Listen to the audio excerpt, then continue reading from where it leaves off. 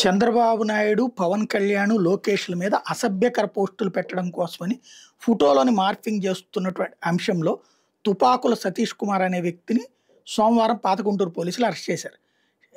స్వయంగా డీఎస్పీ అబ్దుల్ అజీజ్ ఈ విషయాలు వెల్లడించారు. వీళ్ళ ముగ్గురు ఫోటోల్ని మార్ఫింగ్ చేసి వాళ్ళ మీద అసభ్యకరంగా పోస్టులు పెడుతున్నారంటూ పాతగుంటూరు సుద్దపల్లి డొంక రోడ్డుకు చెందిన గాలి సతీష్ బాబు పోలీసులు కంప్లైంట్ చేస్తే వెంకటప్రసాద్ కేసు దర్యాప్తు చేసి తెలంగాణ రాష్ట్ర రాజన్న సిరిసిల్ల జిల్లా తంగెళ్లపల్లి మండలం జిల్లెల గ్రామానికి చెందిన తుపాకాల సతీష్ కుమార్ని అరెస్ట్ చేసి కోర్టులో హాజరుపరిచారు.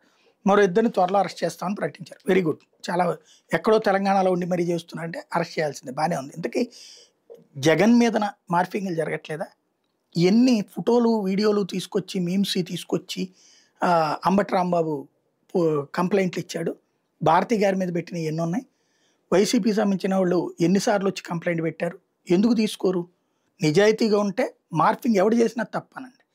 కేవలం తెలుగుదేశం వాళ్ళ మీద, అధికార పార్టీ వాళ్ళ మీద మార్ఫింగ్ చేస్తే తప్పు, వీళ్ళ మీద తప్పు కాదు అంటే ఎట్లాగా?